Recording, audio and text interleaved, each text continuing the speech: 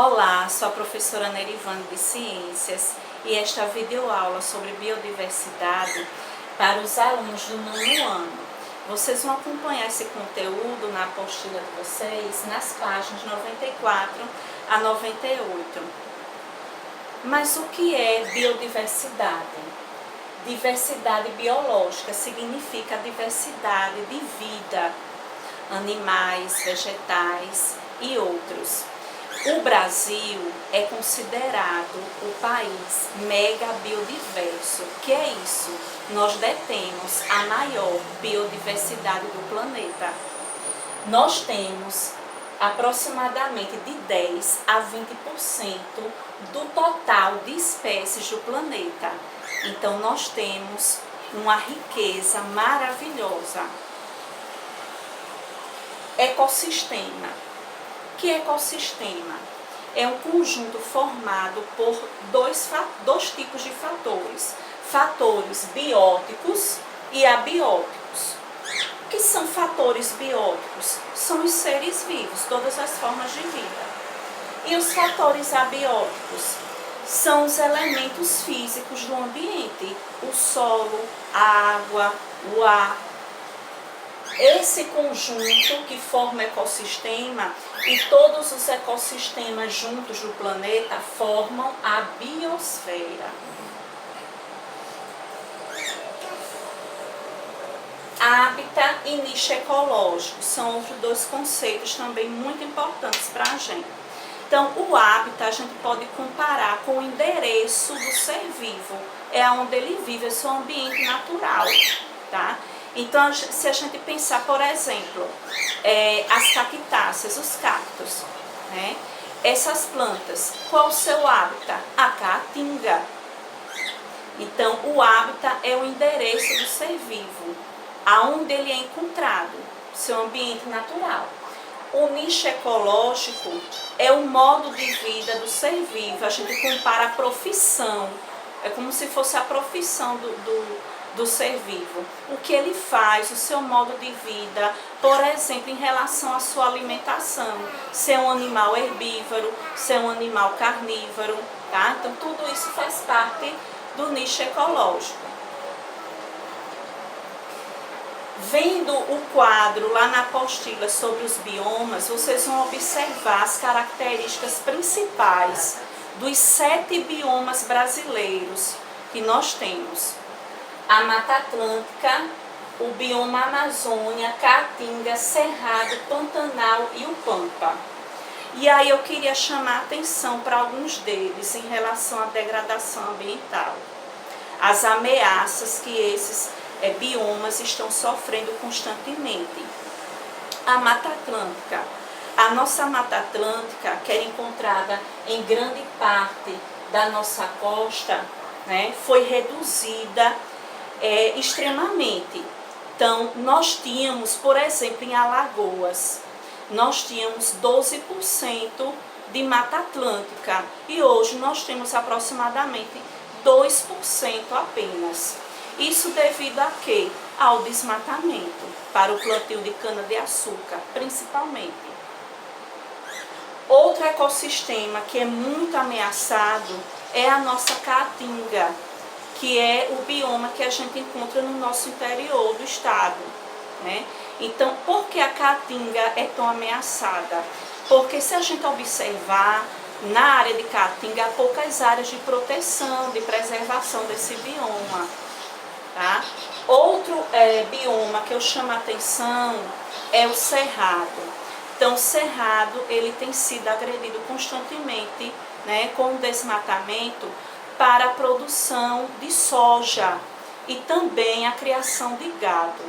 Então, são esses 3 biomas que eu chamo a atenção porque são os mais degradados, aqueles que sofrem ameaça constante. Além desses 3 que eu citei agora, a Amazônia. Então, vocês têm acompanhado nos jornais, né? Quase toda semana tem algum noticiário, né?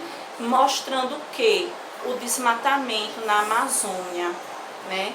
E também nós não temos fiscalização efetiva para poder combater esse desmatamento. Tem toda uma estrutura, né, que favorece aí o avanço sobre essas áreas, a degradação dessas áreas. E aí nós perdemos muito da nossa biodiversidade. E aí nós vamos ver alguns impactos sobre a nossa biodiversidade. A perda e fragmentação dos hábitats. Quando a gente fala em fragmentação, vamos olhar para o nosso estado de Alagoas, o que é que a gente encontra? Não tem, pouco você observa mata contínua, são fragmentos, pedaços de mata que a gente encontra. Extinção de espécies. A extinção é um processo natural. Muitas espécies que viviam no passado desapareceram para dar origem às espécies atuais, né, no processo de evolução.